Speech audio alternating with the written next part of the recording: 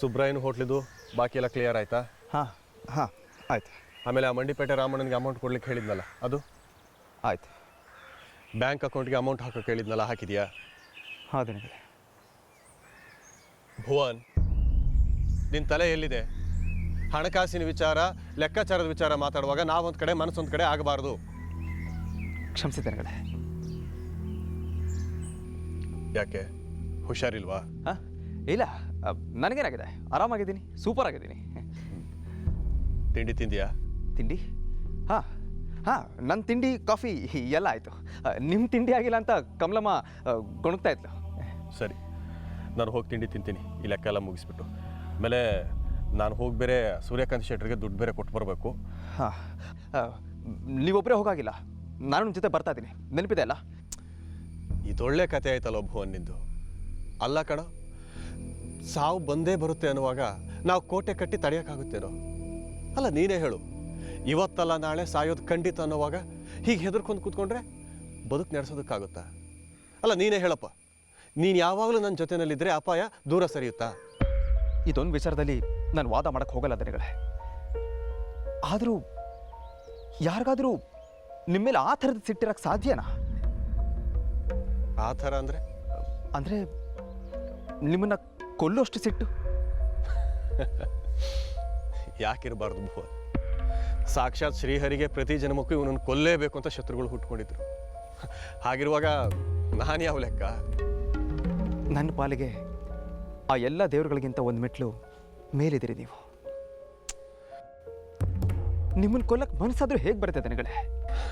ಭುವನ್, ನಾನು ನಿನ್ನ ದೃಷ್ಟಿನಲ್ಲಿ ಒಳ್ಳೆಯವನಾಗಿರಬಹುದು, ಹಾಗಂತ ಜಗತ್ತಿನಲ್ಲಿ ಎಲ್ರಿಗೂ ಒಳ್ಳೆಯವನಾಗಿರ್ಬೇಕಾಗಿಲ್ಲ.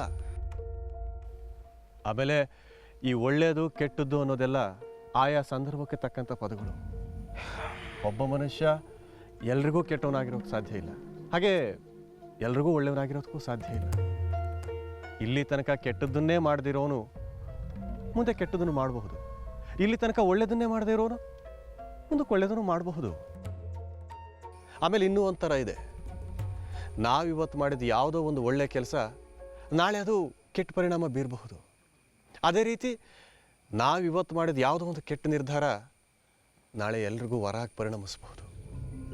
ಹೀಗೆ ಒಳ್ಳೆಯದು ಕೆಟ್ಟದ್ದು, ಪ್ರೀತಿ, ರಾಗ, ದ್ವೇಷ, ಈ ಗುಣಗಳಿಗೆಲ್ಲ ವ್ಯಾಖ್ಯಾನ ಇಲ್ಲ. ನಾವೇನೇ ಮಾಡಿದರೂ ಒಳ್ಳೆ ಮನಸ್ಸಿನಿಂದ ಎಲ್ರಿಗೂ ಒಳ್ಳೆಯದಾಗಲಿ ಅನ್ನೋ ನಂಬಿಕೆಯಿಂದ ಮಾಡಬೇಕು. ಪ್ರತಿಫಲನ ಭವಿಷ್ಯಕ್ಕೆ ಬಿಡಬೇಕು ಅಷ್ಟೇ. ಧನ್ಯಗಳೇ, ತುಂಬ ಕೊರೆದ್ಬಿಟ್ಟೆ ಅಂತ ಅನ್ನಿಸ್ತಾ ಇದೆಯಾ? ನಿನ್ನ ವಯಸ್ಸಿನಲ್ಲಿ ನಾನಿದ್ದಾಗ ಯಾರಾದರೂ ಹೀಗೆ ಗಂಟೆಗಟ್ಟಲೆ ಕೊರೆದಿದ್ರೆ ಹೇಗೆ ರಿಯಾಕ್ಟ್ ಮಾಡ್ತಿದ್ನೋ ಗೊತ್ತಿಲ್ಲ ನನಗೆ. ಆದರೆ ನಾನು ಹೇಳಿದ ಮಾತುಗಳನ್ನ ತುಂಬ ಗೌರವದಿಂದ ಕೇಳಿದೆ. ನಿನಗೆ ಬೇಗನೆ ನಿನ್ನ ವಯಸ್ಸಿಗೆ ಮೀರಿದ ಪ್ರಬುದ್ಧತೆ ಬರುತ್ತೆ. ಹಾಂ, ನನ್ನನ್ನು ಕೊಲ್ಲುವಷ್ಟು ಕೋಪ ಯಾರಿಗಾದರೂ ಇದೆಯಾ ಅಂತ ಕೇಳ್ತಾ ಇದ್ದೆ ಅಲ್ವಾ? ಕೈಮಾ ಲಿವರ್ ಚಕ್ಕಣ ಮಾಡುವ ವಿಧಾನ: ಒಂದು ಬಾಣಲಿಗೆ ಎಣ್ಣೆ, ಈರುಳ್ಳಿ ಹಾಕಿ ಹುರಿದು ಶುಂಠಿ ಬೆಳ್ಳುಳ್ಳಿ ಪೇಸ್ಟ್, ಅರಿಶಿನ, ಪುದೀನ, ಕೊತ್ತಂಬರಿ ಸೊಪ್ಪು, ಲಿವರ್, ನೀರು, ಬೇಯಿಸಿದ ಕೈಮಾ, ಟೊಮ್ಯಾಟೊ ಪ್ಯೂರಿ, ಗರಂ ಮಸಾಲ, ತುಪ್ಪ ಮುಚ್ಚಳ ಮುಚ್ಚಿ ಬೇಯಿಸಿ. ಈಗ ಕೈಮಾ ಲಿವರ್ ಚಾಕಣ ಸವಿಯಲು ಸಿದ್ಧ. ನಮ್ಮ ಇವತ್ತಿನ ಕಾರ್ಯಕ್ರಮದಲ್ಲಿ GFC ಖ್ಯಾತಿಯ ಕೃಷ್ಣಪ್ಪನವರು ಒಳ್ಳೆ ಚಾಕ್ನವನ್ನ ಮಾಡಿ ಕೊಟ್ಟಿದ್ದಾರೆ.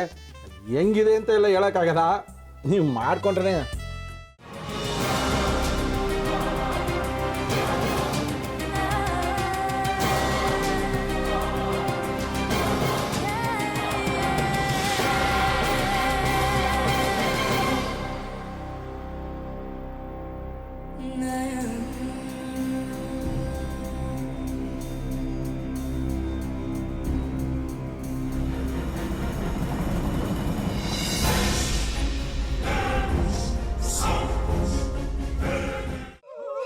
ಎಟ್ಟಿ ತಕೊಳಕ್ ಬಂದವ್ರನ್ನ ಸುಮ್ಮನೆ ಬಿಡಲ್ಲ, ರೂಮ್ ಕರ್ಕೊಂಡೋಗಿ ಸಾಯಿಸ್ಬಿಡ್ತದೆ.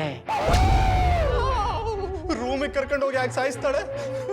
ಯಾಕಂದ್ರೆ ಅದು ಅವಳು ಪ್ರಿಯಕರನ್ ಸಾಯಿಸಿದ ಜಾಗ, ಅದಕ್ಕೆ ಅಲ್ಲಿಗೆ ಕರ್ಕೊಂಡೋಗಿ ಸಾಯಿಸ್ಬಿಡ್ತದೆ.